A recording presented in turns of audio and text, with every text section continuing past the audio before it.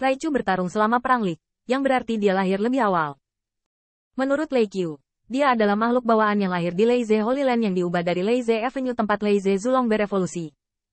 Mungkin Lei Qiu bingung dengan situasi saat ini di dunia, tetapi dia tahu segalanya tentang era prasejarah, dan bahkan kelahiran lebih awal dari dewa-dewa bawaan dan era kuno yang menguasai alam semesta. Benar saja, ketika Lei Qiu mendengar kata-kata itu, mata naga yang menakjubkan itu tiba-tiba muncul dengan dingin. Sepertinya aku mengerti.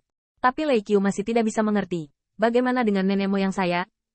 Bagaimana dengan ibu Huaxu? Bagaimana nenek moyang lain membiarkan puluhan ribu orang menggertak klan saya? Kong Wu bahkan lebih tidak jelas. Tetapi Qin Yichen tampaknya ingat bahwa setelah Perang Lik, naga dan saudara perempuan Si Fang yang sebenarnya bangkit, dan mereka akan mendominasi dunia. Ketika puluhan ribu orang yang bertempur adalah lawan yang langka, keberadaan kuno itu datang. Keberadaan kuno itu adalah tuan yang sebenarnya. League Wars dan perjuangan dewa dan iblis untuk hegemoni tampaknya menjadi masalah keturunan mereka.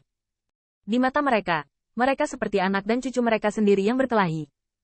Pada saat itu, para leluhur dan makhluk kuno itu sepertinya telah mencapai kesepakatan. Kedua belah pihak mundur selangkah. Longzhu setuju untuk membuka dunia, yang lebih cocok untuk keberadaan kuno yang lahir ketika dunia terbuka. Dan ras kita telah menjadi ortodoks surga dan bumi, bahkan membuka wilayah dan memperluas wilayah, dengan 3.000 istana dan kaisar surga. Kali ini, bahkan Lei Qiu pun terkejut ketika mendengarnya. Dia jatuh selama Perang Lik, seolah-olah dia tidak tahu apa yang terjadi setelah itu. Jadi itu.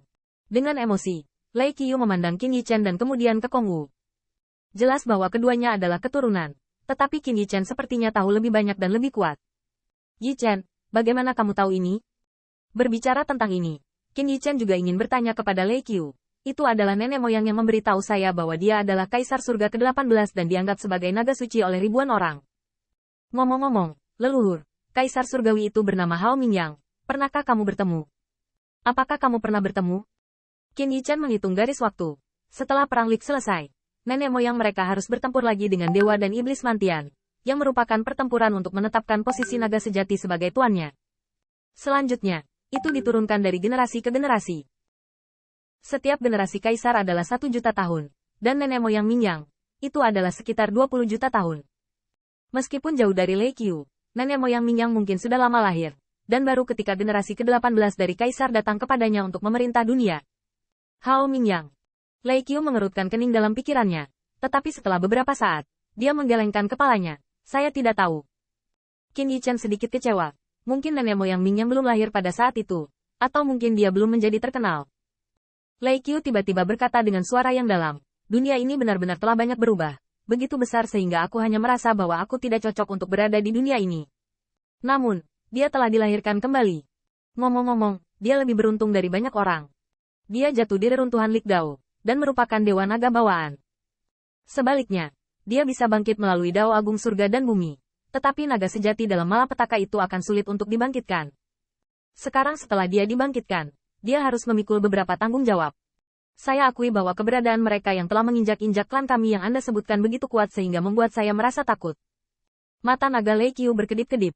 Dia bukanlah pembangkit tenaga listrik tingkat atas ketika dia berada di Perang Lik.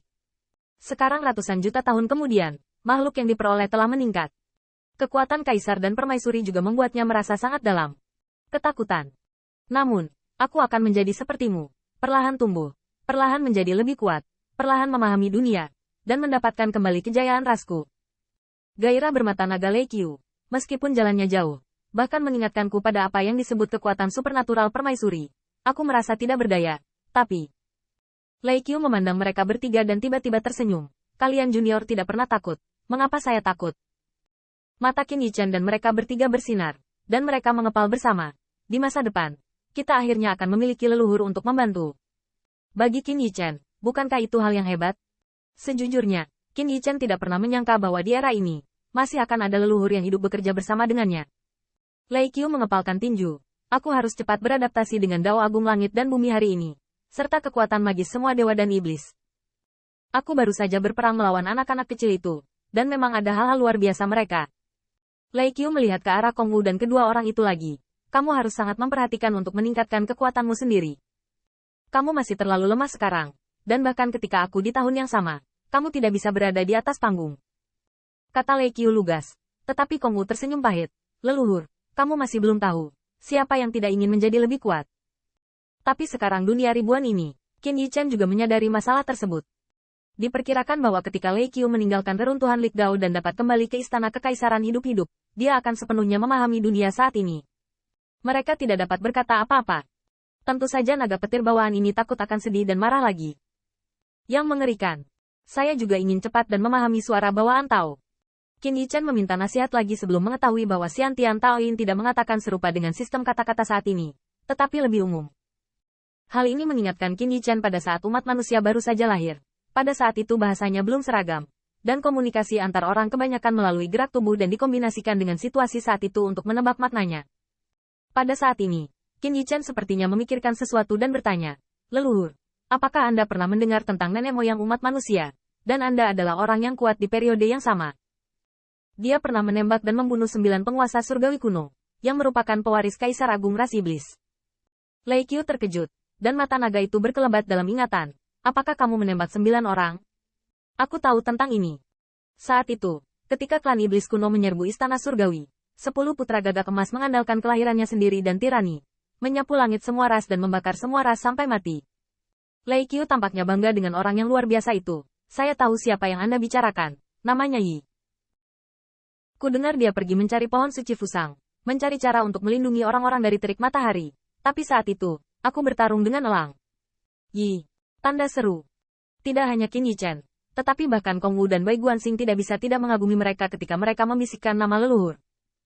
Nenek moyang itu, seperti mereka, terlahir hanya sebagai makhluk antara langit dan bumi, tetapi berani menembak 9 hari dengan busur. Lalu apa yang terjadi? Apa yang terjadi dengan leluhur itu? Qin Yichen ingin tahu apa yang terjadi dengan leluhur Dai. Meskipun Qin Yichen tahu bahwa nenek moyang Dai pasti telah jatuh dan akan sulit untuk hidup selama ratusan juta tahun. Tetapi apakah jiwa kembali ke istana Yan Huang dan menjadi pahlawan yang dihormati oleh umat manusia? Atau seperti Lei Qiu, meninggal dalam perang Lik Antara? Lei Qiu berpikir sejenak sebelum menggelengkan kepalanya perlahan. "Aku tidak terlalu tahu." Dengan kata lain, sebagai keturunan, bukankah kamu lebih tahu dariku?